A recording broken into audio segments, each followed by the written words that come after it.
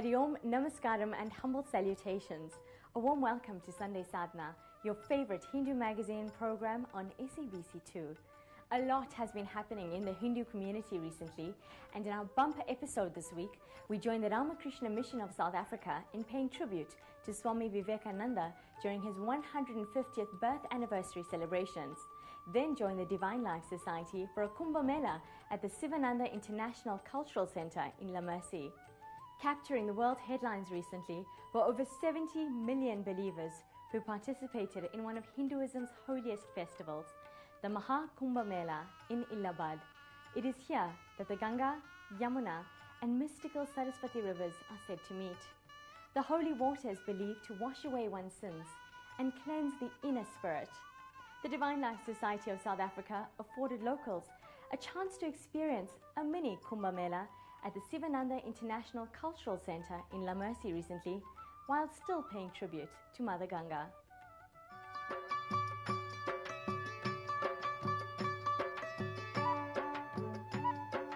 This is our celebration, the South African version of the Kumbha Mela. The Kumbha Mela is celebrated every 12 years in Prayag or Allahabad in India. And about 70 million, it's the largest gathering of humanity that we know on planet Earth that attends it. We decided we have the Mother Ganga in our ashram, we have the Yamuna, and we have Saraswati. So why don't we do a Kumbha Mela and bring all the humanity that we know and that wants to come and enjoy this day with us.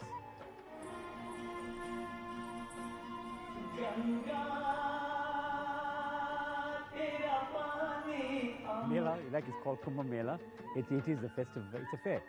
So we try to inculcate everything that we know into this fair.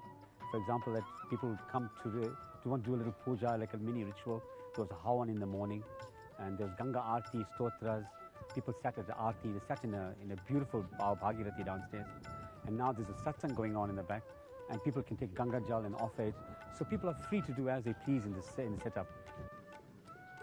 The public were given an opportunity to offer Ganga Jal to the 4 Ganga Ranis here in the Sivananda International Cultural Centre.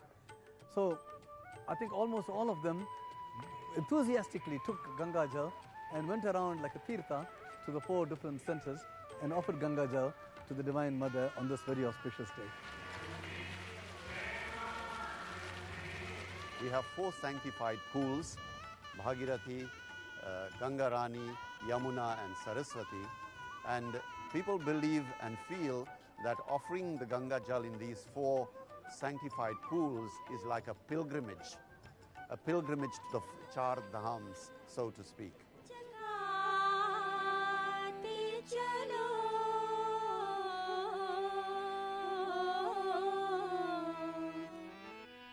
The concept of Ganga Rani was introduced into South Africa by Pujya Swami Sahajananda, and we believe that it is a unique concept, maybe on the African continent or in the southern hemisphere.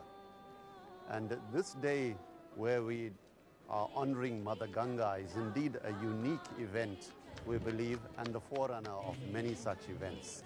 If you have faith that Mother Ganga's grace is pouring at this time, then just by being here is like a tirtha.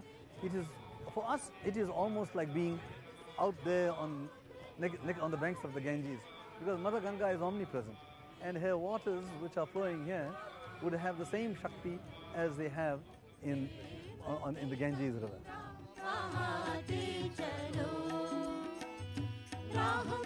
The more opportunities we give to people to come to the ashram, to turn to God, will indeed be for the betterment of every individual, every soul, because our Master says that at the time of death, if a person has a sip of Ganga Jal, it indeed takes the person to the upper abode of peace, bliss and immortality.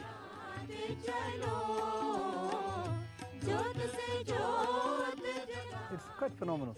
It's difficult to even to absorb the fact that so many Hindus have so much of love and devotion to Mother Ganga in South Africa.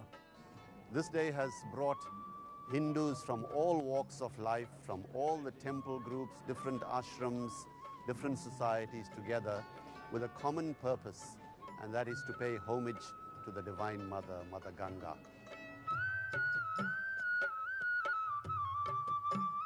We in the Divine Life Society are overwhelmed by the tremendous love and the tremendous bhakti that South African Hindus, who are so far away from the Ganges, that South African Hindus have for Mother Ganga. We thought we were a small, isolated group, but obviously we are part of a huge family. The response has been fascinating. I mean, it's astounding. Yeah. I think the ashram, we envisioned that everybody would come ask to better themselves. Like our Puja Swamiji said once, anybody can build an ashram, anybody can collect money, anybody can feed the poor, anybody can build schools, but can everybody change?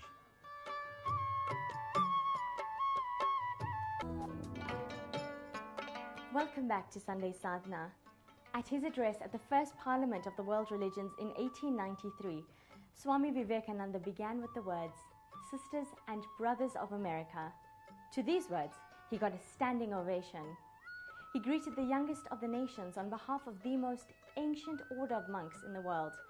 Nearly a century and a half later, his words still boom across time.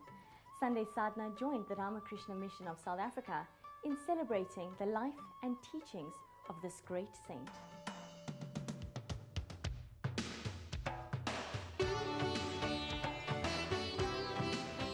Today's celebration was the 150th birth anniversary of Swami Vivekananda.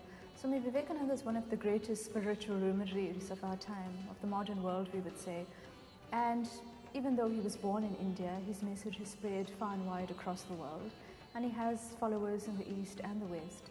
And I think the importance of celebrating Swami Vivekananda is the legacy he's left behind, because his teachings are so practical that we can use it in our everyday lives.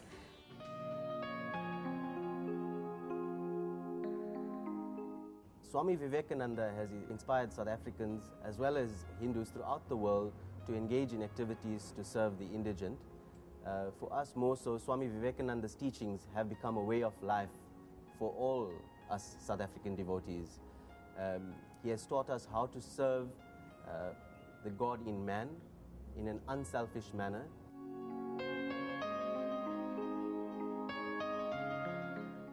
Swami Vivekananda's message for South Africa, South Africa is a young democracy, and we're all going through change, and has got a lot of parallels, similarities to India, because India was oppressed by the British.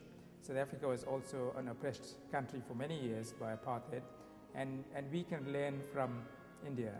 And Swami Vivekananda was very vociferous in speaking out against the British and telling people to be fearless, to have strength, to stand up for their rights. The teachings of Swami Vivekananda are considered to still be vibrant and relevant today. The 150th birth anniversary program paid tribute to his belief and philosophy that spirituality could solve the challenges that are facing humanity.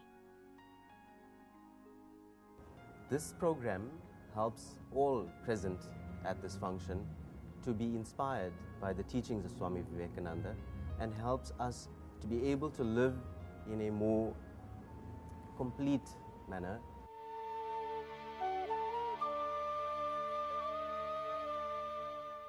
It inspires us to progress in our lives on a physical, mental as well as spiritual plane.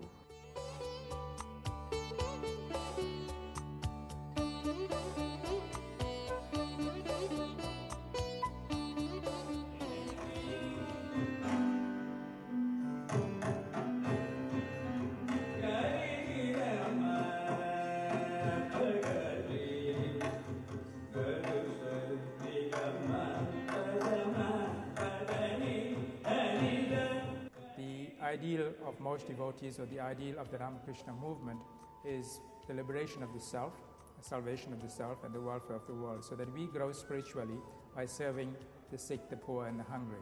By reading the works of Swami Vivekananda, you realize that he didn't worship God by praying in a temple only, but his main worship was by going out and doing good. Basically being good and doing good to others, which is the highest form of worship. Helping another human being, especially those that are in need.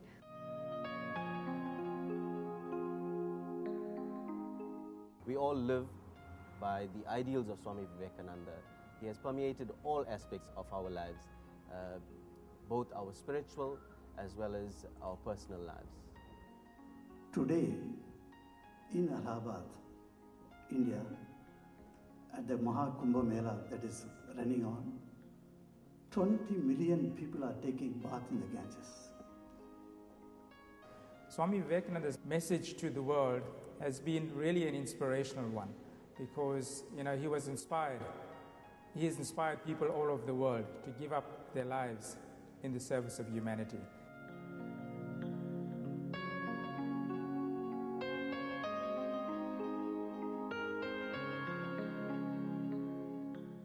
How fortunate we are to have great spiritual teachers who have walked this path before us, leaving behind their eternal wisdom to steer us along life's journey. It was Swami Vivekananda who said, "You cannot believe in God until you believe in yourself." Until next time, keep up the sadhana and namaste.